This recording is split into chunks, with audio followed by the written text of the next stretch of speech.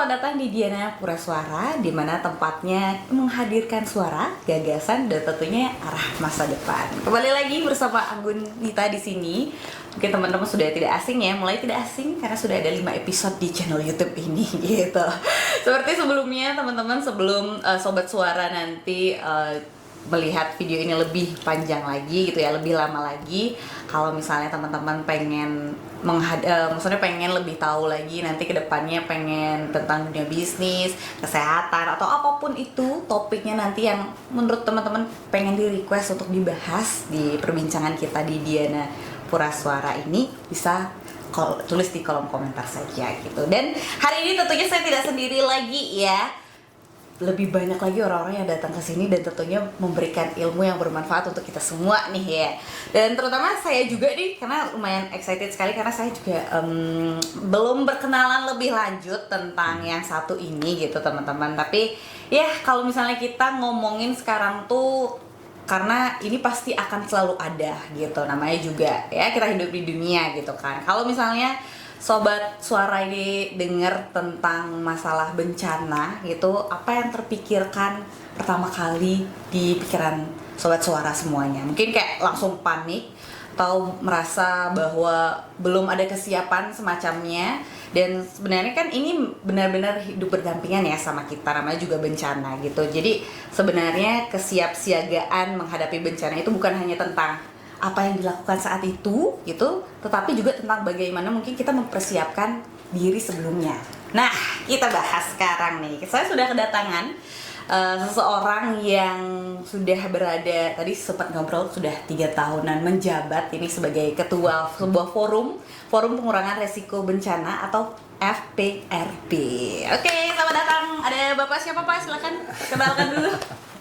Iya.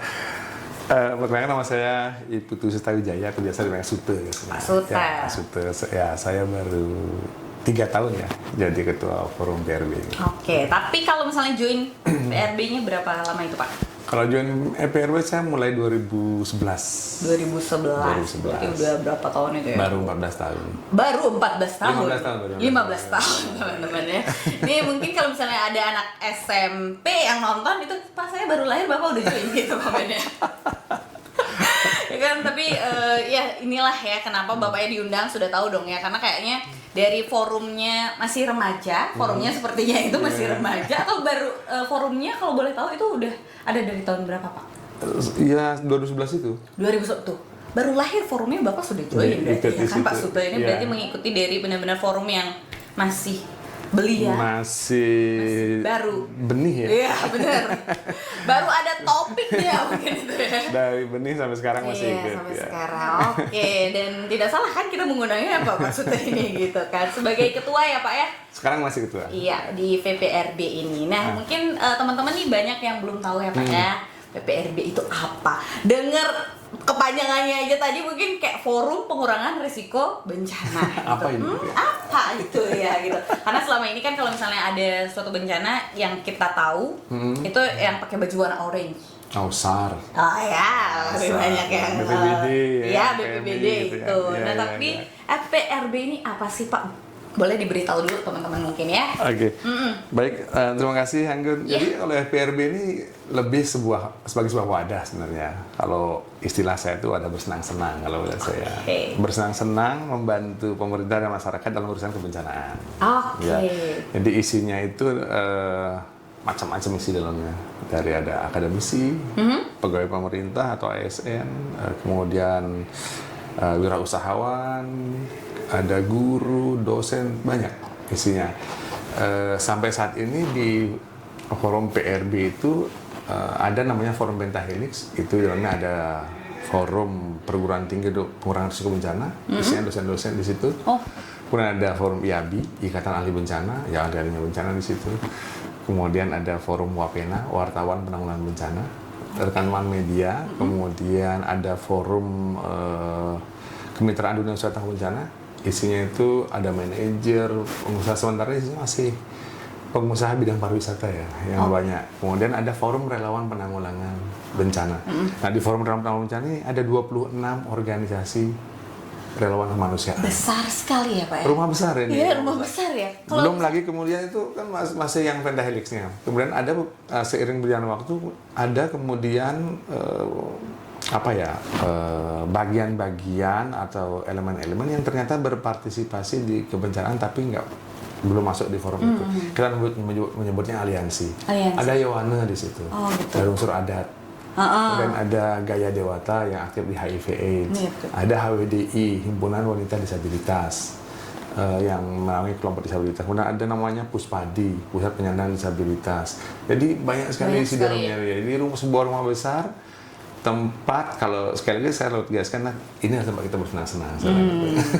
Tapi tentunya bersenang-senangnya itu ada manfaatnya. Iya, pastinya. Kan? Makanya kita kulik lebih lanjut nanti ya. Manfaatnya sebenarnya apa? Dan kenapa Pak Suto tuh bilangnya ini tempat bersenang-senang ya kira-kira ya? Kenapa ya?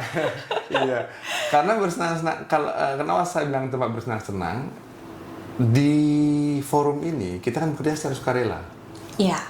Itu yang pertama. Jadi tujuan kita bergabung inilah untuk berkontribusi. Jadi untuk kita berkontribusi kita harus senang dulu. Iya, dalam kondisi senang kita bersedia melakukan pekerjaan tanpa mendapatkan upah, tanda kutip ikhlas. Jadi kalau itu sudah bisa, baru dia bisa gabung dengan FPRB. Karena kalau itu tidak dimiliki, misalnya dia mengharapkan sesuatu yang lain, datang, akhirnya pasti nggak senang. Nggak akan dapat. Karena di sini di FPRB diharapkan lebih untuk memberi daripada menerima. Harapannya begitu. Jadi makanya saya bilang FPRB adalah tempat berkontribusi dan bersenang-senang. Paham saya sekarang. Tapi jujur aja Pak ya, saya kan awal maksudnya mulai mengenal, maksudnya teman-teman dari maksudnya bantuan bencana atau mungkin PMI kemarin, saya sempat juga ke PMI. Saya ngerasa kayak orang-orang di sana tuh benar-benar teman-teman yang memang tidak terlalu memikirkan kayak income kayak ke saya apa gitu kan. Mungkin lebih seperti nggak waras ya. Kalau orang yang kerjaholics ya bahasanya sekarang gitu ya, mungkin bakal bilang gitu kan Pak gitu. Tapi untuk orang-orang yang memang punya ketertarikan di saling bantu-membantu gitu, mungkin merasa bahwa mulia sekali orang-orang di sini gitu kan pasti kan. Kalau buat kami sih ini sudah menjadi bagian dari hidup ya, bagian dari keseharian kami gitu ya, biasa aja gitu ya sebenarnya kalau buat kami gitu. Jadi sekali karena memang kami suka dan seterusnya gitu.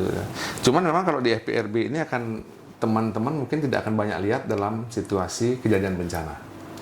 Karena FPRB lebih banyak bekerja sebelum bencana. Sebelum bencana, iya. Dan ini sebenarnya adalah tantangan di FPRB melakukan ini untuk mengajak orang berpartisipasi di sini. Karena bagian sebelum bencana bagian paling tidak seksi di kebencanaan. Tidak tampil di depan, tidak kelihatan heroik, ya tidak kelihatan hadir di tengah kejadian segala macam. Itu bagian paling nggak heroik. Jadi bagian yang sekali lagi kalau istilah saya nggak seksi di kebencanaan. Dan memang bagian ini kemudian baru digarap terstruktur itu di negara kita kan baru semenjak tahun 2007. Ya. Semenjak ada Undang-Undang 24 2007, kemudian lahir BNPB, kemudian BPD dan seterusnya. Di situ baru dinyatakan ya bagian prabencana inilah bagian yang perlu digarap supaya pada saat kejadian bencana itu risikonya atau potensi dampaknya itu bisa dikecilkan. Iya. Makanya kami tidak muncul di action ininya. Yang banyak muncul nanti adalah subforumnya, yaitu forum relawannya. Ya, kalau forum PRB besarnya lebih banyak sekarang ini gerilya dari sekolah ke sekolah mendukung pelaksanaan namanya SPAB, Satuan Pendidikan Aman Bencana. Kemudian dari kampus ke kampus membentuk yang namanya Kampus Siaga Bencana. Undira salah satu yang kami dampingi. Sehingga 2024-2025 itu kami cukup intens sini dan sampai akhirnya ada Undira itu melakukan deklarasi menuju Kampus Siaga Bencana. Kalau saya nggak salah itu tahun 2025. Berarti dan saya hadir di sini waktu itu ya. Dan di di salah satu proses itu kami menyarankan di Undira untuk membentuk kelompok sukarelawan kampus, sehingga waktu itu kemudian kami dampingi untuk pembentukan yang namanya KSR PMI, KSR Korps Sukarela Palang Merah Indonesia. Makanya di Undira sudah ada. Jadi kalau ada yang lain-lain tertarik untuk pada akhirnya bergabung dengan EPRB, bisa mulai dengan gabung di Undira dulu. di KSRPMI Undira dulu gitu kan. Udah ada wadahnya kok di kampus ini ya. Jadi banyak ya sebenarnya tersebar Pak ya. Banyak Kampus-kampus tadi kampus terus sekolah. iya. Kampus ini yang sedang kami dampingi kan seluruh kampus swasta. Di Bali ini sebanyak 51 kampus. Karena kami kebetulan bekerja bersamanya itu dengan LLDT yang menjadi induknya kampus-kampus swasta kan. Gitu. Jadi seluruh kampus 51 kampus ini sedang kami inisiasi yang harapannya nanti di bulan Oktober semuanya berdeklarasi. Oktober tahun ini. Tahun ini ya. Karena kan bulan Oktober itu bulan pengurangan risiko bencana. Nah, jadi salah satu agenda kami nanti rencananya adalah mengajak mereka untuk memantapkan komitmen untuk menjadi kampus siaga bencana sehingga pengetahuan kebencanaan, pembahasan isu kebencanaan akan semakin intens dibicarakan di kampus-kampus. Oke. Saya sebenarnya jadi ini ya. Saya yakin nih kakak-kakak di sini juga ya dia. Kita sebagai mahasiswa dulu waktu di kampus pun sebenarnya kita nggak tahu kan ada BRB ini ya kan. Ada, maksudnya bagian kecilnya itu ada di kampus loh sebenarnya gitu. Kampus swasta, kita sama-sama anak swasta soalnya di sini Pak. Oke. Saya juga sama. Nah, gitu. Oke, ini sebenarnya pertanyaan berikutnya itu saya maunya bahas tentang apa bedanya sama BPBD gitu kan Pak di listnya gitu kan. Nah, cuman tadi Bapak udah jelasin gitu kan. Bapak udah bedanya jelas ya. Iya, Bapak. Jadi kalau BPBD punya pemerintah, kami itu adalah mitra dari pemerintah. Dalam hal ini karena BPBD adalah leading sektor kebencanaan, kami mitranya BPBD. Jadi, makanya kita nyebutnya mitra ya. Yep. Karena kalau sebagai mitra kan tidak harus mendukung. Tapi kalau ada hal yang kurang tepat kami harus mengkritisi juga. Oke. Iya, jadi itu yang kami lakukan. Cuman mungkin karena kami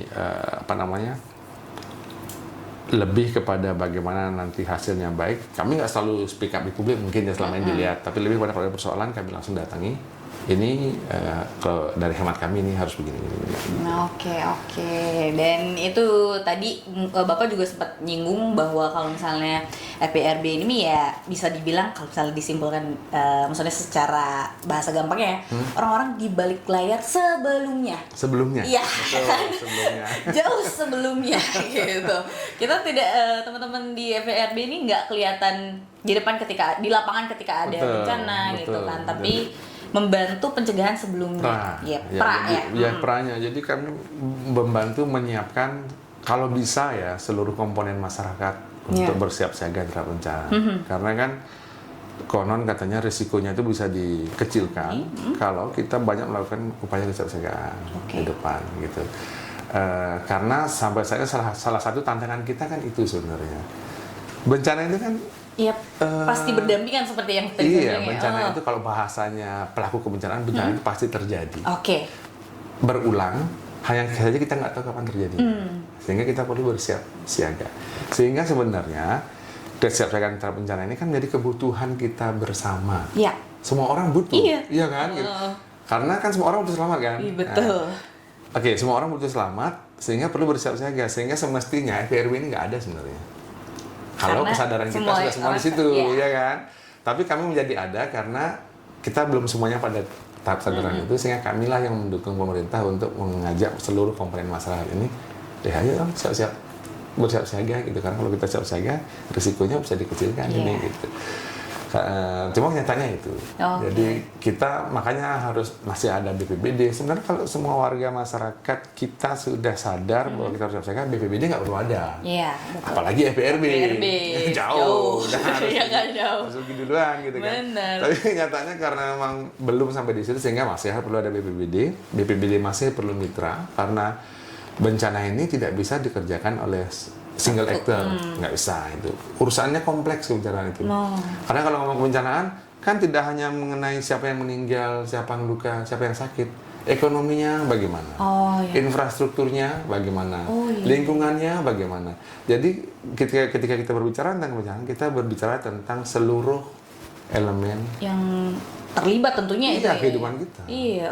Ekonomi, infrastruktur, lingkungan, semuanya, sosial, psikologi. Semuanya. Jadi benar-benar sebuah masalah yang kompleks. Makanya kalau untuk dulu jargonnya kalau mau mensukseskan ini maka segitiga aktornya harus aktif. Makanya kalau Anggun lihat BPBD itu kan segitiga biru tuh. Yep. Bukan tepung terigu ya. Iya sebenarnya saya mau bilang. Jadi itu adalah pemerintah, masyarakat, dunia usaha. Yang kemudian berkembang menjadi pentahelix, segi 5, pemerintah, masyarakat, dunia usaha, akademisi, media. Oke. Nah sementara dan kalau di Bali sendiri kita udah nggak lagi segi 5 lagi sebenarnya, tapi udah bulat. Iya. Multi helix. Iya.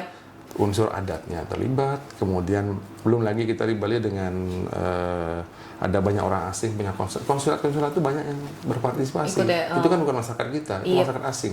Iya, tapi kembali lagi karena itu makanya kita di Bali udah nggak lagi pentahelix, udah multi helix kita, udah bulat gitu. Nah jadi itulah kenapa kami ada alasannya sebenarnya, karena masih ada pekerjaan terkait dengan penyadaran masyarakat yang perlu dilakukan. Sehingga suatu saat misalnya kalau umpamanya seluruh warga masyarakat Bali, terutama kalau kami di Bali ya, sudah pada posisi semuanya sadar akan risiko dari masing-masing ancaman yang ada di sekitarnya, kemudian sadar untuk bersiap siaga, maka otomatis FPRB pasti dia harus dibubarkan. Bukan dibubarkan, harus membubarkan diri. Sorry. Karena kayak apalagi ini job desk saya. Ya, udah ada nih, udah beres gitu karena kan. Sudah beres. Harapannya sebenarnya gitu ya, Pak ya. Tujuan besarnya itu. Jadi semua orang itu udah, sehingga FPRB udahlah ngapain lagi sih ada gitu. Orang-orang udah masing-masing udah sadar gitu. Iya betul. Kan? Tapi nih Pak, ngomong-ngomong kayak masyarakat Bali nih, karena kita FPRB Bali gitu kan. Menurut Bapak sudah ya selama 15 tahun ya tadi ya di FPRB ini, kesadaran khususnya di Bali itu bagaimana nih Pak? Apakah kemungkinan FPRB Bali segera akan dibubarkan? Ya, gitu kan. Siapa tahu karena kesadaran masyarakat Bali semoga ya gitu. Nah, semoga segera bubarkan diri gitu ya. Tapi menurut Bapak nih gimana nih Pak? Yang bisa saya katakan adalah peningkatannya ya. Peningkatannya cukup besar gitu, cukup ada banyak peningkatan. Karena kan ini dibuktikan dengan ada banyaknya sekarang ini kelompok masyarakat yang menjalankan program-program pencegahan bencana. Di sekolah misalnya SPAB banyak. Kampus seperti saya bilang 51 kampus swasta semuanya udah komit. Yang negeri yang sudah declare ada Poltekkes Kemenkes, Undiksa di Singaraja ada 2, Udayana sedang menuju. Jadi 3 kampus negeri sudah. Jadi semakin ke sini semakin banyak. Di samping juga sebenarnya bantuan dari media sosial, berita media sosial juga sangat membantu. Karena kan begini, mengajak masyarakat itu untuk mau berkesiapsiagaan bencana itu biasanya akan lebih sulit pada masyarakat yang belum pernah mengalami bencana. Karena belum punya contoh. Tapi kalau sudah pernah mengalami, baru colek dikit aja gas. Iya betul. Kayak banjir kemarin ya Pak. Banjir sebenarnya, colek gas gitu. Atau misalnya Gunung Agung meletus 2017. Kemudian kami tahun 2024 kemarin mengajak masyarakat, beberapa kelompok masyarakat adat di lingkar Gunung Agung itu untuk melakukan kesiapsiagaan gas langsung. Jadi 2024 itu kami bekerjasama dengan salah satu lembaga di Jepang, namanya MFRI, Mount Fuji Research Institute. Jadi kami bersama-sama melakukan piloting ya terhadap 3 desa adat di lingkar Gunung Agung untuk melakukan kegiatan kesiapsiagaan terhadap bencana. Nah kalau boleh tahu, boleh di-spill dikit nggak Pak? Maksudnya itu apa aja sih kira-kira, maksudnya kegiatannya biasanya khususnya mungkin di Gunung Agung itu di 3 karena sasaran kami desa adat tentunya kami berusaha menguatkan kerama adat terkait dengan di 3 desa itu ya, terkait dengan 1, pengetahuan terhadap bencana. Kedua, setelah tahu apa tindakan yang perangkat yang perlu disiapkan. Yang ketiga, tindakan apa yang dilakukan. Jadi waktu itu karena mereka tinggal di Gunung Agung udah pernah kejadian. Ketika kami melakukan identifikasi jenis ancaman yang ada, yang paling pertama disebut ya erupsi. Nah, jadi ketika misalnya mereka mengatakan erupsi, maka kita ajak lagi untuk kalau terjadi erupsi kita bisa mengelola masyarakat. Apa aja yang diperlukan? Kami perlu misalnya bagaimana mekanismenya. Nah, kita damping buat itu. Setelah itu apa? Kami perlu tahu nih supaya berfungsi apa enggak. Uji coba simulasi. Kemudian setelah itu apa lagi? Ini kami sudah punya aturan adat ini namanya awig-awig dan berharap. Iya. Yuk kita cek yuk, ada nggak klausul-klausul kebencanaan ini sudah masuk di situ. Oke. Kalau belum ternyata awig kan nggak bisa dirubah nih. Oke, kita ada nggak praram yang bisa kita buat untuk supaya itu terakomodir. Kemudian dan yang kami lakukan, kami tidak membuat struktur baru. Tapi apa yang ada struktur di adat kita tambahkan. Tupoksi istilahnya kan gitu ya tupoksinya. Apa yang boleh dikerjakan? Misalnya di sana ada 3 bage parayangan, pawongan, paleman. Selama ini apa aja tugasnya? Oh di tugas 1 udah berhubungan dengan kebencanaan, tinggal nanti diperjelas bahwa terkait ini perlu juga melakukan 1, 2, 3, 4, 5. Jadi kami datang tidak untuk kemudian menciptakan program baru ibaratnya gitu ya, membentuk badan baru, tidak, tapi kamu udah ada apa sih gitu. Ya. Karena kalau membentuk badan baru lagi dengan yang ada juga udah ini ya. Kadang-kadang secara koordinasi udah agak susah ya. Iya benar. Nambah lagi yang baru gimana susahnya. Masyarakat Bali terutama Pak ya. Ya dan masalahnya juga pelakunya itu aja. Iya kan gitu. Jadi makanya yang kami idekan itu yaudah kita kita lihat apa yang dia punya, terus kita tambahkan apa yang ditambahkan. Oke. Oh iya. Itu. Dan itu juga membuat masyarakat tuh lebih gampang untuk mengikutinya karena sebelumnya memang sudah ada dibanding untuk menyesuaikan dengan yang baru. Betul. Gitu, Iya. Kan mereka sudah terbiasa dengan cara itu. Iya. Sangkep misalnya udah agenda rutin. Kita nggak perlu lagi mengadakan rapat bulanan, ini nggak perlu kan. Mereka udah sangkep, tinggal tambahkan pada saat sangkep jangan lupa ya bahas ini. Iya. Tinggal penambahan topik kayak gitu ya. Oke, ini kan tadi kita sebenarnya udah jauh ya bahkan ke pelaksanaan di lapangannya gimana gitu. Tapi sebelum ke sana nih Pak, saya masih penasaran di forum ini ya khususnya itu kan Bapak ini terdiri dari bisa dibilang tadi keluarga besar gitu besar. Dan terlibatnya banyak sekali orang itu tadi ya. Nah ini kalau misalnya nih Pak banyak teman-teman yang menonton sekarang dari mahasiswa gitu dan pengen tergabung gitu dulu di ini ya di forum ini, maksudnya lebih pengen tahu lebih dalam lagi tentang FPRB ini, kita kemana sih Pak kayak itu untuk mencari tahu ini sebenarnya. Nah ini untungnya ada muncul di sini gitu kan, makanya nonton jadi tahu gitu kan. Iya. Boleh dong Pak diberitahu gitu. Iya, yang pertama ya tentu kami bersekretariat di BPBD Provinsi Bali. Oke. Ada lantai 3, itu sekretariat terbuka untuk siapa saja yang mau datang. Yang kedua kalau mau ngintip-ngintip ada IG-nya juga. FPRB Provinsi Bali bisa diintip di situ. Dan mudah-mudahan Oktober bisa launching platform berikutnya. Yang teman-teman yang mau daftar bisa langsung di website. Websitenya nanti ya. Di Oktober nanti rencana. Jadi di bulan PRB nanti di bulan Oktober ada 3 agenda yang kami mudah-mudahan bisa laksanakan. Satu adalah launching website kami sehingga bisa yang tertarik bisa langsung join. Kemudian deklarasi kampus siaga bencana yang 51 kampus itu. Kemudian yang ketiga kami sedang menyiapkan sebuah gerakan untuk mengajak seluruh warga Bali yang namanya gerakan Bali Menanam.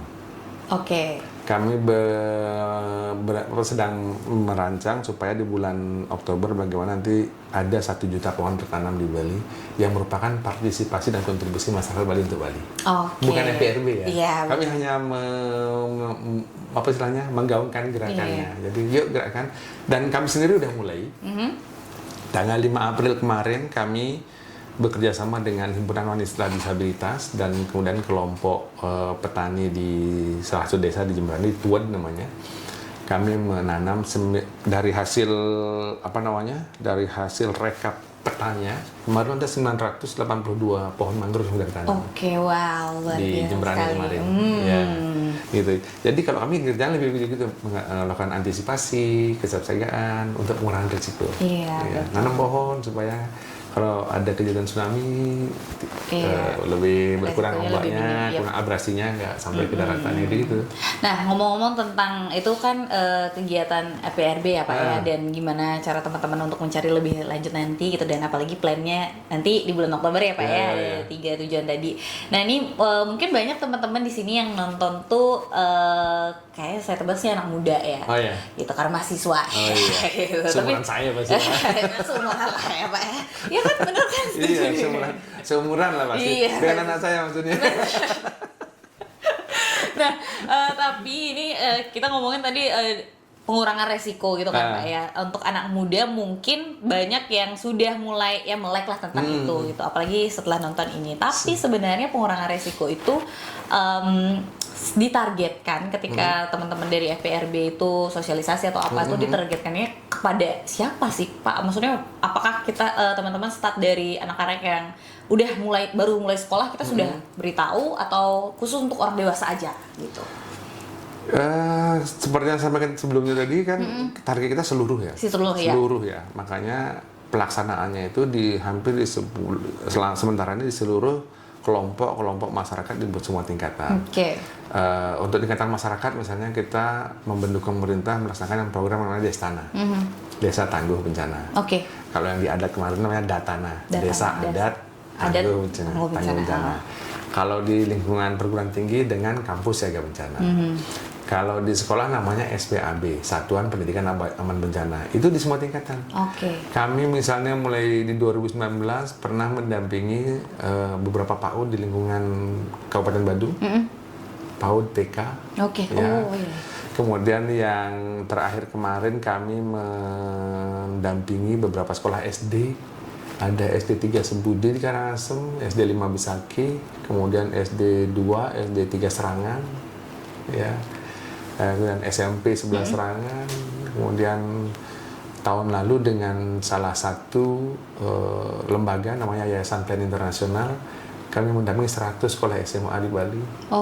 Ya. Jadi tidak ada nggak milih. Ya usia belia apapun. Karena kan begini, ya, yang sekarang misalnya sudah tua. Tapi belum terpapar, tapi kan mereka layak untuk selamat. Betul. Ya kan, mereka berhak untuk selamat, sehingga mereka pun kita papar melalui program untuk orang dewasa, Destana misalnya. Yang di kampus juga, yang muda-muda, remaja, dewasa, tapi juga belum terpapar, mereka juga berhak untuk selamat. Kita dukung dengan program Kampus Siaga Bencana. Yang di sekolah, semua tingkatan sama, kita dukung dengan SPAB. Nah, bahkan termasuk untuk para pelancong yang ke Bali pun mereka berhak untuk selamat. Makanya kita mendukung pemerintah Provinsi Bali dengan program namanya sertifikasi kesiapsiagaan bencana untuk dunia usaha pariwisata. Itulah sertifikasi untuk hotel-hotel. Hotel-hotel ya. Iya, jadi mereka dicek tuh, kamu udah punya prosedur belum? Punya timnya belum? Punya mekanisme nggak kalau punya ada keadaan darurat, kemana evakuasi, siapa yang mengurus, bagaimana caranya, dan seterusnya. Jadi semuanya digarap sebenarnya. Jadi kalau boleh kami karena kan ya semua sektor kita dukung, tentunya dengan pola koordinasi ya dan sinergi. Karena kalau sendirian ya seperti saya bilang, bencana nggak mungkin digarap sendiri. Iya, benar. Apalagi yang melibatkan banyak orang ya Pak ya, kompleks itu. Iya, kompleks, udah isunya kompleks, ya, yang dikelola masyarakat juga sangat kompleks. Nah karena ini untuk umum gitu Pak ya, maksudnya kesiapsiagaan ini, hal yang mungkin dimulai dari hal-hal kecil ya, bisa dibilang ketika di sharing, maksudnya mulai dari maksudnya pengetahuan dulu apa yang betul. Paling sederhana buat kita itu bersiap-siaga adalah satu, di tempat kita tinggal atau beraktivitas, kenali dulu apa sih potensi ancaman. Apakah ada, kalau kita dekat pantai misalnya ancaman tsunami, rumah kita atau tempat kantor kita dekat sungai mungkin ada banjir atau banjir bandang, atau tempat kita di daerah tertentu misalnya kalau di sini Bali, di Denpasar, daerah Suwung tadi angin topan misalnya, ya kan, atau apa istilahnya puting beliung, itu kita kenali, kemudian kita cari tahu. Kalau ada ancaman itu, ada pemicunya, apa yang perlu kita lakukan supaya kita bisa selamat. Itu. Ya, kemudian apa yang perlu kita siapkan? Misalnya di setiap rumah tangga penting misalnya untuk punya paling nggak satu tas siaga. Yang isinya adalah alat-alat dasar untuk kita bisa bertahan hidup dalam kondisi darurat bencana. Misalnya isinya apa? Selimut, kemudian senter, lilin, korek api, kemudian makanan instan ya, air mineral gitu. Yang kita butuhkan paling enggak sampai 12 jam kondisi darurat lah, sambil kita menunggu bantuan. Karena kalau ada kejadian bencana, saya sih selalu mengatakan ya, kalau saya sosialisasi ke desa-desa, ke sekolah-sekolah, kampus juga, saya selalu bilang, tolong ya, jangan pernah berharap banyak. Kalau ada kejadian bencana akan datang tim SAR, akan datang BPBD, akan datang PMI 2 jam setelah kejadian bencana. Jangan berharap dan jangan berharap mereka istilahnya akan memperhatikan Bapak Ibu di jam pertama. Bayangkan misalnya, kalau ada kejadian bencana gempa tsunami yang terjadi ya, dengan skala besar, mungkin kalian udah sering dengar isu megatrust itu yang katanya sampai 19 kan. Kalau beneran itu terjadi, apakah yang terdampak hanya Bali Selatan? Enggak, itu seluruh Bali kayak berapa. Dan apakah kantor SAR tidak terdampak? Terdampak pasti. Apakah kantor BPBD nggak terdampak? Pasti. Kantor PMI pasti. Lalu apakah mungkin mereka datang loncat dari Dianapura, kami di sini ada banyak yang terluka, tolong datang dong, akan datang dalam 1 jam. Jangan berharap, ya, jangan berharap. Makanya untuk kita bisa selamat, kita lah yang harus siap siaga. Ibaratnya kalau misalnya dipotong-potong TikTok nih biasanya gini Pak, kalau misalnya dipotong-potongan TikTok kayak jangan mengharapkan orang lain dulu deh yang memberikan, tapi diri sendiri dulu gitu kan. Saya lupa bawa datanya nih. Kalau di Jepang ada penelitiannya itu. Kalau nggak salah ya sekitar 24% persentase keselamatannya itu ditentukan oleh siapa? Diri sendiri. Baru kemudian orang terdekat, kemudian orang yang lewat, baru terakhir tim penyelamat. Itu terakhir banget. Terakhir banget itu. Jadi makanya saya selalu bilang jangan pernah berharap sejam setelah kejadian datang dengan jagonya misalnya PMI itu tim SAR dan akan itu. Kalau kejadian besar ya, kalau kejadian kecil mungkin yang sektoral di tempat Anda mungkin. Kalau kantor-kantor tersebut nggak terdampak. Tapi kalau skala kejadian besar, kejadian skala besar, dengan gempa yang skala besar yang memberi dampak infrastruktur secara menyeluruh di Bali, ya mereka satu pasti akan mengurus kantornya dulu, memfungsikan kantornya dulu, dan itu nggak selesai 1-2 jam pasti. Yang kedua, tim-tim ini punya keluarga juga. Betul. Jadi telepon pertama Anggun enggak dong. Pasti, pasti istrinya dulu. Saya siapa ini prioritas gitu. Anda kan? Walaupun Anggun nelpon misalnya ke SAR, tunggu bentar ya, dia yang kemudian telepon balik pertama adalah istrinya, betul. Keluarganya, pasti itu kan memastikan itu. Tapi pernah nggak sih Pak, maksudnya selama Bapak sosialisasi kepada masyarakat tuh, maksudnya ada orang-orang yang masih bisa dibilang kayak ngeyel gitu, maksudnya ya tidak percaya atau kayak banyak nih kerjaan saya Pak gitu. Maksudnya ada tidak Pak yang seperti itu? Problem apakah yang teman-teman biasa lalui juga gitu? Dan seperti yang saya bilang, di daerah-daerah yang lama tidak mengalami, bukan belum pernah mengalami ya, lama tidak mengalami, karena saya yakin mungkin di seluruh Bali semua tempat pernah mengalami bencana, cuman kejadiannya kapan, di generasi juga. Siapa, apa buyutnya mungkin, kakeknya, yang sekarang ini nggak tahu, mereka awareness-nya berkurang. Dan kalau diajak untuk itu, ngapain sih, orang nggak pernah ada apa-apa juga. Itu problemnya. Makanya kemudian kenapa kami berupaya mencari tahu ketika kami bekerja di masyarakat, yang kami ajak salah satunya adalah menggali sejarah. Namanya sejarah kejadian bencana. Jadi mereka harus nanya tuh yang muda-muda ke Pak Kepala Desa sama-sama. Kalau Pak Kepala Desa dia nggak belum cukup, nanti orang-orang tua di desa itu tanyain, pernah nggak ada kejadian apa di sini tahun berapa? Kalau toh mereka nggak nyebut tahun, nanya, waktu zaman sedang terjadi ini, nah gitu, ada ini nih, gitu. Jadi kemudian kita cari tahu, kejadian ini nih hubungannya dari lain ada apa ya? Tahun ini berarti kurang lebih gitu. Berarti emang problem utamanya itu adalah ketika orang-orang yang belum pernah terdampak gitu Pak. Iya, karena ini mungkin satu cerita juga, kebetulan kami bekerja sama dengan MFRI itu, satu hal yang kami pelajari adalah di kita banyak sekali pengetahuan, pengalaman itu terputus penyampaian informasinya kepada generasi berikutnya. Ya, sehingga generasi berikutnya nggak tahu pernah terjadi apa sebelumnya. Nah, itu bedanya dengan di Jepang misalnya. Terkait Gunung Fuji yang sudah istirahat katanya 300 tahun itu, sampai hari ini anak-anaknya masih bersimulasi tentang erupsi Gunung Fuji. Jadi mereka nggak terputus informasinya. Artinya dari zaman 300 tahun lalu mungkin berapa generasi ya? 5-6 generasi di atas kan? Sampai yang sekarang itu masih rajin simulasi, masih punya anak-anaknya bentuk tas yang dibawa ke sekolah adalah tas siaga. Iya betul, yang kotak itu ya? Yang kotak itu dalamnya ada lengkap ini itunya segala macam itu. Nah itu artinya apa? Itu kan sudah menjadi budaya. Yang artinya memang informasinya terus disampaikan dari generasi ke generasi seutuh mungkin menurut saya. Karena saya nggak bisa jamin utuh seperti 300 tahun lalu ya. Seutuh mungkin. Nah persoalan di kita itu. Nah jadi misalnya mungkin nggak usah jauh-jauh erupsi tahun 63, mungkin tidak semua orang di lingkar Gunung Agung yang generasi sekarang terpapar dengan paling nggak misalnya 80% informasinya. Mungkin dengar, oh ya kakek bilang tahun 63 erupsi, sebatas itu aja. Tapi ngapain pada saat erupsi, apa yang dilakukan, saya nggak tahu apakah semua generasi angkatan saya atau Anggun misalnya atau teman-teman ini yang terpapar dengan informasi yang lengkap terkait kejadian itu, saya nggak tahu gitu. Tapi kalau di Jepang itu tetap gitu. Iya. Tapi berarti yang ngebuat informasi itu terputus sebenarnya dari kesadarannya yang kurang aja ya Pak ya. Menurut Bapak gimana nih? Menurut pribadi aja nih ini? Iya, terkait awareness itu, kesadaran.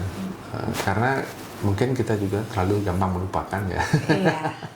Jadi kalau ada sesuatu ya udahlah lewat sekian waktu lupa gitu. Nah, di Jepang terkait dengan Fuji proses melupakan ini yang berusaha dikikis dengan cara itu tadi. Belum lagi mereka menyiapkan misalnya museum yang siap dikunjungi oleh siswa-siswa untuk belajar mengingat lagi sejarah dan seterusnya. Dengan apa tampilan yang dinamis, menarik sehingga orang yang datang itu nggak bosan, museum apa sih gitu. Iya betul. Mengemasnya. Iya mengemasnya. Saya aja yang udah tua gini kesana, wow ini keren ini gitu. Iya, Belum lagi dengan teknik rumah-rumah 3 dimensi dengan efek yang real gitu. Ada gempa langsung terasa getar. Jadi itu mungkin yang menjadi PR besar kita di Bali. Iya.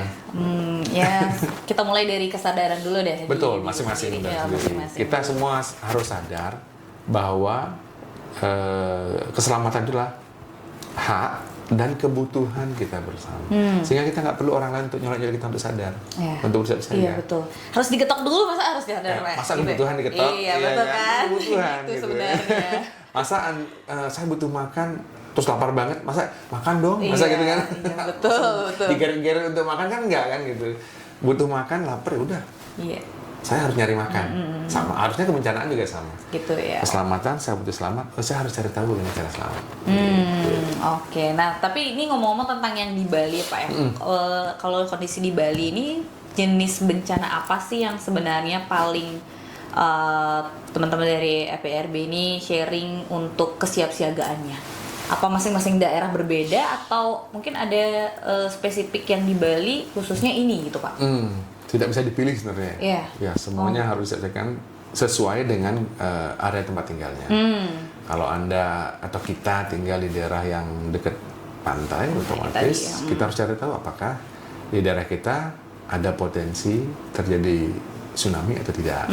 Kalau udah iya berarti siap siaga itu. Kalau agak ke atas mungkin apakah misalnya di daerah kita rawan banjir atau apalagi yang lain. Nah itu makanya penting sekali untuk melakukan yang namanya identifikasi ancaman. Oke. Apa saja sih potensi ancaman bencana yang ada di tempat saya? Di sekitar Anda gitu terutama ya. Ya, apakah hanya tsunami aja? Atau selain tsunami banjir juga saya nih. Selain banjir, angin puting beliung juga. Nah terus kalau semuanya itu ada, apakah semuanya harus disiap-siagai gitu? Iya jawabannya. Betul. Karena yang nanti yang nggak milih-milih itu, nanti yang akan makan korban puting beliungnya aja, gitu. Nggak ada begitu. Manapun nanti itu ketika berubah menjadi bencana, dia akan menjadi berpotensi untuk mengambil korban, memakan korban gitu. Sehingga dengan semuanya harus siap-siaga. Nah kalau gitu Pak, biasanya ya kesalahan apa sih yang paling sering teman-teman masyarakat nih ya yang melakukan ketika ada bencana itu, kan maksudnya kesalahan apa yang mereka paling sering dilakukan sehingga kayak nggak ada kesiapsiagaan kayak gitu? Kesalahan ya? Maksudnya mungkin karena saking paniknya kayak. Sebenarnya kalau saya bukan kesalahan, tapi kekurangsiagaan. Oke.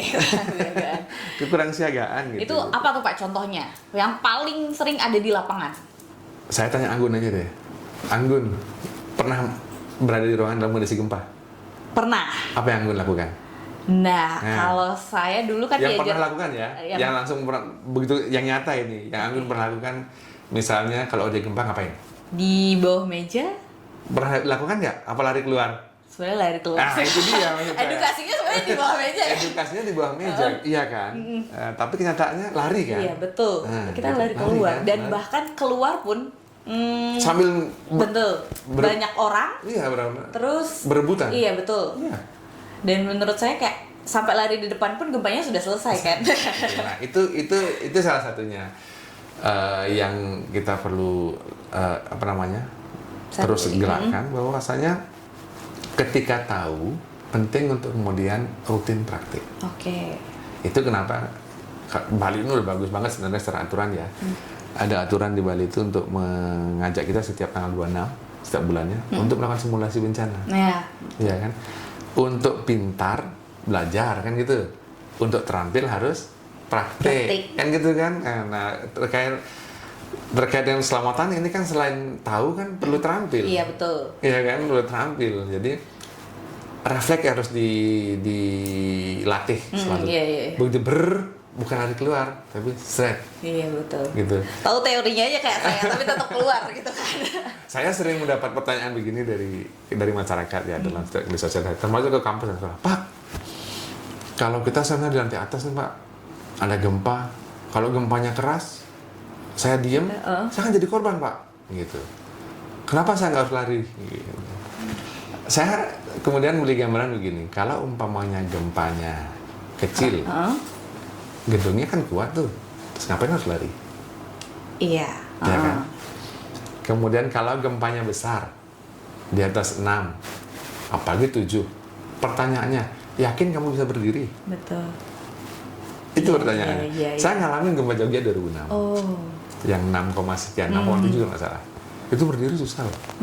Itu ya Pak. Saya sedang berada di Jogja waktu gempa 2006. Kebetulan saya kesana untuk membantu operasi letusan erupsi Merapi bersama Palang Merah Indonesia. Kemudian seminggu sebelum pulang gempa, nggak jadi pulang. Dan saya ngalamin 6,7 itu susah berdiri. Apalagi sampai 7 ya. Iya. Mau lari, nggak mungkin. Itu yang pertama. Kemudian kalau kita memutuskan untuk selalu bergerak dalam kondisi sedang bergerak, sedang bergetar, kan potensi bahayanya semakin banyak, lampu jatuh, barang-barang jatuh, dan seterusnya. Makanya yang saat masih disepakati adalah kalau terjadi gempa adalah berunduk, masuk oleh meja, berlindung, berpegangan, dan seterusnya. Itu 3 itu. Ya, oke. Dan tentunya harus dilatih. Dipraktekkan, saya mau bilang gitu. Kadang orang kan agak khawatir dengan kata simulasi ya. Kalau simulasi harus ngajak semua orang itu dan lari dan sebagainya. Padahal simulasi kan bisa di area kita kerja masing-masing. Misalnya nih, Anggun dan teman-teman bertiga kerja dalam satu ruangan begini. Kan tiap tanggal 26 praktek di ruangan ini aja. Ya kan? Betul. Gitu kan. Misalnya ayo tanggal 26 besok kita sepakat praktek. Jangan, makanya kadang kata simulasinya mungkin yang menakutkan ya. Iya. Sebutnya praktek yuk, praktek penyelamatan diri terhadap gempa gitu. Udah, tanggal 26 jam 10 kita sepakati nanti kode gempanya adalah ini. Begitu kode itu nyalakan, udah kita praktek keluar, ikuti jalurnya kemana, jalur evakuasinya sampai di bawah, pastikan kita ada di situ, udah. Sehingga begitu kejadian nyata itu sudah menjadi sesuatu yang otomatis, refleks aja gitu, langsung masuk. Begitu getaran reda, langsung mengikuti jalur yang udah kita tahu. Bayangin kalau nggak praktek. Iya. Apalagi Anda baru di sini. Saya misalnya baru di sini. Ada gempa, saya mungkin masuk, begitu keluar, saya masih ragu antara belok kiri atau belok kanan. Nah, kan gitu kan. Sehingga penting praktek rutin itu. Iya, oke. Iya, benar juga ya. Jadi itu ya mungkin buat teman-teman yang masih sebelumnya itu kayak saya tadi. Ya jadi belajar gitu kan. Kita jadi lebih tahu nih. Makin dalam ternyata banyak sekali ya yang bisa dibilang sebenarnya kesalahan sebenarnya itu dari kita masyarakat yang awam ini Pak gitu kan sebenarnya. Iya, kalau saya bilang bukan kesalahan. Bukan kesalahan ya, tapi kebelum aware apa sih? Kebelum waspadaan, kesiagaan kita terkait itu ya, itu sih. Kepedulian kita juga. Nah, kebelum pedulian kita terhadap itu. Oke, nah ini kan dari tahun ke tahun Bapak di forum ini gitu Pak ya. Mungkin dari tadi kan Bapak bilang kayak edukasinya juga dari ke masyarakat desa-desa gitu. Tadi juga dari sekolah dasar gitu kan. memberitahu. Nah, zaman sekarang ini Pak, Bapak kan udah dari tahun ke tahun di forum ini, makin kesini mungkin bentuk untuk memberitahu masyarakatnya udah mulai, maksudnya mengikuti zaman dong tentunya kan Iya. Pak ya. Ini anak muda zaman sekarang kalau diajak sosialisasi gitu, Duduk setengah jam. apalagi bawa HP. Udah lah gitu, nggak ada ya. Ya kan, makanya adakah langkah-langkah tadi kan saya udah dengar tuh sebenarnya Oktober bakalan launching website gitu kan, itu sebenarnya salah satu bentuk edukasi barunya gitu kan, mengikuti betul. perkembangan zaman. Tapi mungkin dari tahun ke tahun boleh diceritain dong Pak, maksudnya gimana bentuk perubahan untuk mengedukasi masyarakatnya ini? Iya, seperti yang saya sampaikan tadi kan, kalau bencana itu kan isu yang satu nggak seksi ya. Kemudian kalau dengar bencana seram banget gitu. Nah, sehingga dari tahun ke tahun sorry, kami selalu berupaya berinovasi menciptakan metode untuk mengajak tagline-nya mengajak belajar bencana dengan cara yang menyenangkan. Oke. Gitu. Jadi supaya pertama, salah satunya adalah menciptakan media-media permainan. Misalnya ada ular tangga. Ular tangga, tapi kotak-kotaknya isinya tentang kejadian bencana. Oh iya. Yang bisa dia dengan multi ancaman, banyak ancaman, atau ancaman tertentu dengan step-step penanganan dan semua gerakannya, itu yang harus di isinya. Dan itu cukup menarik karena tahun 2025 kami itu setiap bulan, satu kali setiap bulan di minggu ketiga kami buka bukan stand ya, tapi melakukan acara yang namanya Aksiku untuk Baliku di lapangan Renon pada Car Free Day. Jadi kami gelar ular tangganya, kemudian ada beberapa media juga kami gelar, misalnya media uji coba ya. Tapi untuk beri gambaran gunung api itu kalau meletus gimana. Jadi dengan media cair, anak-anak bisa coba. Jadi satu orang nyoba, yang lain apa itu menarik, kumpul semua. Baru itu kita tanya, tahu nggak ini bagaimana caranya? Enggak, pengen tahu, baru kita jelasin. Okay. Jadi itu tantangannya. Kemudian tahun kemarin, tahun ini ya saya lupa. Tahun kemarin, kami mengadakan lomba bekerjasama dengan UNDP, mengadakan lomba,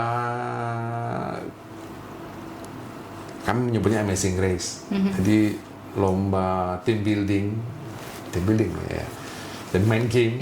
Dari satu pos sampai dari satu titik sampai berakhir di tempat evakuasi itu. Di setiap pos mereka harus pecahkan persoalan yang semuanya berkaitan dengan satu, mengenali apa itu tsunami, apa tanda alamnya, kemudian bagaimana kesiapsiagaannya, kemudian ketika ada kode tsunami kemana harus pergi, kemudian di tempat evakuasinya sambil menunggu informasi tsunami berakhir apa yang harus dikerjakan. Kami kemas dalam sebuah rangkaian game yang harus dilalui oleh, waktu itu ada 20 tim yang kita undang, jadi mereka mengerjakan itu. Dan mereka senang-senang, tidak merasa sedang belajar kebencanaan. Itu maksudnya mengedukasi dengan cara yang menyenangkan tadi. Itu ya, karena sekarang seperti yang gue bilang, anak-anak sekarang kalau suruh duduk mendengarkan bencana adalah, tsunami adalah bla bla, mereka bisa browse, bahkan lebih canggih dari kita. Tapi kemudian untuk melekatkan itu di kepalanya dan mau mengajak mereka untuk bertukar pikiran dengan yang lain dalam kelompok besar, itu yang perlu kita carikan metodenya. Dan bermain game itu salah satunya menurut saya. Oke. Makin itu berarti kayak bisa dibilang itu usaha yang dilakukan FPRB untuk mengedukasi kita semua loh teman-teman ya. Ternyata maksudnya untuk kesadaran itu muncul dalam diri sendiri kita, maksudnya udah dibantu dengan hal-hal yang di-sharing sama FPRB ini. Sebenarnya balik lagi sebenarnya ke diri sendiri, tetap betul gitu. Mau nggak, sadar nggak gitu. Iya. Sebenarnya ibaratnya Pak ya, kalau saya ngobrol dari tadi sebenarnya ini adalah maksudnya Bapak dan tim Bapak FPRB adalah palunya kita semua di awal. Iya kan, untuk orang-orang yang nggak kan. Gitu. Maju nggak dia. Gitu sebenarnya kalau singkatnya ya. Iya. Diberitahunya gitu kan. Nah, ini ngomong-ngomong tentang Bali lagi nih Pak. Kalau sekarang kan mungkin bencananya kemarin sempat kita alami itu kan di kondisi banjir ya, kemarin karena hujan yang lumayan deras itu kan. Gitu, dan itu mungkin boleh di-sharing dulu Pak setelah itu pasti ada sharing kan masyarakat dong tentunya, kesiapsiagaan, karena kita lihat bagaimana hebohnya waktu itu gitu kan. Jadi kita ini mungkin buat teman-teman yang belum sempat kena sharing ya, gitu sekarang jadi tahu gitu, apalagi ternyata terdampak kemarin gitu. Boleh diberitahu Pak kesiapsiagaannya apa tuh untuk teman-teman yang mungkin ada di sekelilingnya mungkin beresiko terdampak banjir. Semoga sih tidak lagi ya Pak. Ya usah lah, nggak usah. Gitu. Tapi kan nama-namain kerjaan ya. Butuhnya, ya, tapi tetap kan perlu. Iya. Gitu. Ya kalau bagi yang berada di wilayah banjir secara umum ya, yang pastinya satu harus kenali tanda-tandanya. Tanda-tanda banjir itu apa, kemudian siapkan di rumah itu, lakukan kesiapsiagaannya di rumah. Barang-barang penting itu ya ada packingnya, misalnya sertifikat, apalagi ijazah, ada packing dengan plastik yang ada sealnya itu yang di seal, jadi kalau toh hanya sebentar ketemu lagi masih utuh, gitu kan. Kemudian punya mekanisme untuk melakukan tindakan ketika ada tanda banjir. Misalnya, kalau ada banjir saya harus pergi kemana, melalui jalur mana, itu harus kita ketahui, kenali, ya kan. Kalau toh nggak harus pergi, rumah saya lantai 2, ke lantai 2-nya apa yang harus dibawa? Iya, biar nggak kosong ke lantai 2 terus Anda dievakuasinya lama itu gitu, juga. Itu. Kemudian sangat penting kemudian untuk mengetahui apa sih tanda-tandanya dan bagaimana kita bereaksi ketika ada tanda itu. Saya ngomong ini karena kemarin kan dari hasil ngobrol dengan masyarakat yang terdampak kemarin, termasuk pedagang itu, atau yang banyak kita baca lah di berbagai media. Salah satu orang sampai terdampak ya, kami nggak tahu kalau ternyata banjir, bukan nggak tahu, banjirnya datang tiba-tiba. Berarti tidak tahu lingkungannya berisiko. Berarti tidak ada yang mengamati bahwasanya air itu kan volumenya. Iya, volumenya kan pasti perlahan-lahan ya kan. Bukan mendadak sebenarnya, cuman karena nggak aware, begitu berdampak baru kita sadar. Nah kemudian itu yang membuat kami untuk berinisiasi. Waktu itu BPBD punya idenya untuk memasang yang namanya alarm. Kalau misalnya volume naik itu apa ya? Jadi alarm pemberitahu bahwa volume air naik, atau disebutnya sistem peringatan dini banjir atau EWS banjir. Itu ada 6 sirene kemudian yang dipasang. Inisiasinya dari BPBD, kemudian ada PLN Peduli yang mendukung pendanaannya, dan FPRB yang melaksanakannya. Sehingga saat ini sudah terpasang 6 sirene. Ada di jembatan yang di Kampung Jawa, kemudian di dam yang di belakang Rumah Sakit Wangaya, kemudian di jembatan Jalan Kembakarna yang Pasar Bunga itu, jembatan di Gajah Mada, jembatan BCA, dan jembatan Pekambingan. Itu yang alarmnya berapa meter? Itu ada tiga titik ininya. Nanti dengan suara itu bukan hanya alarm, jadi ada bunyi pertama sebagai pemantik supaya orang memperhatikan. Karena salah satu tempatnya kan di Pasar Badung tuh orang berlalu-lalang semua. Awal khawatirnya kalau hanya suara, orang nggak memperhatikan. Jadi ada tet sehingga orang memperhatikan, baru bunyi. Nanti ada 3 sensor yang diletakkan. Sensor 1 itu adalah untuk siaga, bahwa volume air mulai naik. Kemudian yang kedua waspada, naik lagi, segera lakukan persiapan. Yang ketiga baru awas. Nanti segera evakuasi. Itu udah dengan suara langsung. Mohon perhatian, air sungai meningkat. Semua warga masyarakat agar menjauhi bantaran sungai dan tetap memantau keadaan. Itu yang pertama. Yang kedua, air meningkat, lakukan persiapan evakuasi mandiri. Yang ketiga, segera evakuasi. Jadi udah ada 6 itu. Terkadang dipasang alat pun kalau tidak difahami bagaimana apa tindakan yang dilakukan dengan kode yang diberikan alat itu, nggak ada gunanya juga. Iya betul. Kan ibaratnya kita kayak bunyi nih, abisnya apa ini? Saya ngapain nih sekarang? Kan sama aja. Makanya yang paling penting tadi itu, semua orang bersiap siaga, fahami ancamannya apa, tandanya apa, dan bagaimana merespon kalau ada tanda peringatan. Kalau banjir peringatannya berupa sirene itu, kalau sirene 1 apa responnya, sirene 2 apa responnya, sirene 3 apa responnya. Dan perlu diperhatikan. yang pasti nih, kalau misalnya Bapak boleh memberitahu teman-teman yang nonton, kalau misalnya ada di situasi itu, setelah sudah ada peringatkan kalau kita mau akan datang banjir gitu ya, yang pertama yang harus kita lakukan sudah pasti meninggalkan tempat itu Pak ya, atau gimana? Dengarkan arahannya. Oke. Dari masing-masing sirene, dari masing-masing sensor yang tersentuh air itu udah ada suara sirene dan arahan. Oke. Tinggal kita melakukan arahan. Oke. Seperti yang pertama misalnya, kalau yang di Dukan Badung, ketinggian air meningkat, segera masyarakat diharapkan tidak melakukan aktivitas di bantaran sungai. Jadi udah pergi, jangan di situ. Yang kedua, ketinggian air meningkat, lakukan persiapan evakuasi mandiri. Persiapannya apa? Barang dikemasin, barang penting dikemasin. Kalau mau buka warung, toko misalnya, mulai dikemas-kemas apa isi tokonya dan seterusnya gitu. Yang ketiga udah jelas, segera lakukan evakuasi. Udah pergi gitu, jangan di situ gitu ya. Oke, karena kemarin juga banyak itu sudah air udah naik tapi baru mulai packing. Saya sempat lihat di media itu. Jadi mereka itu rata-rata kemarin kenapa banyak kerugian karena udah jebol temboknya baru bereaksi. Terlambat.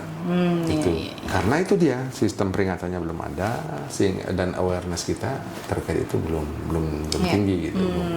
Dan setelah terdampak semoga ya bisa belajar dari itu gitu ya tentunya ya. Berharapnya sih gitu. Iya. Ya semoga kan walaupun kita tidak berharap ada bencana lagi gitu kan, tapi at least kita sudah tahu nih apa yang harus dilakukan berikutnya. Dan selalu banjir itu kami ya ke beberapa SD yang dari bantaran sungai mengajak lagi untuk mengingat-ingat dan memberikan kesiapsiagaan.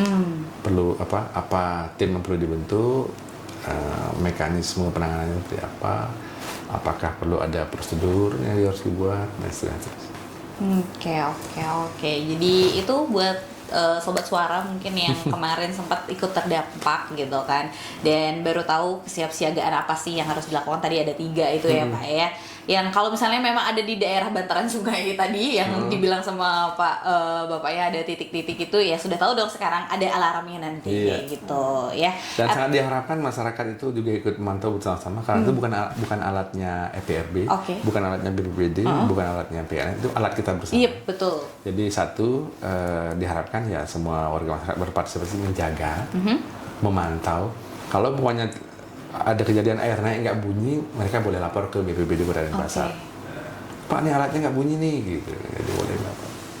Sehingga untuk memastikan alatnya tetap berbunyi. Di samping kami juga selalu pantau setiap berkala. Sebenarnya ya itu sebenarnya bukan tugas EPRB aja gitu kan Pak ya. Siapapun, karena itu siapa yang butuh? Kita, gitu. Itu untuk diri kita sendiri itu sebenarnya gitu. Nah ini sudah pembahasan di maksudnya yang memang kejadian kemarin gitu kan Pak ya. Nah ini sebenarnya list pertanyaannya dan kita sudah mulai mengenal gitu. Sebenarnya kalau misalnya kita kepanjangan juga takutnya ya seperti yang Bapak kita tahu lah penonton gimana. Siapa yang menonton? Tapi lebih lanjutnya nanti mungkin ada part 2-nya, siapa tahu bisa ngobrol lebih dalam lagi gitu kan. Nah ini udah mau di penghujung video kita nih teman-teman pembahasannya. Tapi mungkin boleh di penutup nih, barangkali Bapak mau menyampaikan sesuatu ke penonton kita di Sobat Suara ini, mungkin yang baru tahu tentang forum, pesan apa yang ingin Bapak sampaikan ke teman-teman nih gitu. Ini nggak cuma mahasiswa ya Pak, secara umum nih. Secara umum ya. Ya sama seperti tadi kalau saya itu karena bencana adalah kebutuhan kita bersama, maka kita harus siap-siaga. Karena yang paling besar porsinya untuk menolong kita pada kejadian ya diri kita. Orang lain itu porsinya kecil semua. Apalagi itu lembaga-lembaga penolong itu paling belakang posisinya. Yang paling besar itu adalah kita. Dan dalam kondisi darurat kan selalu ada periode emas untuk kita selamat. Yang bisa mengoptimalkan itu ya diri kita sendiri dengan cara bersiap-siaga.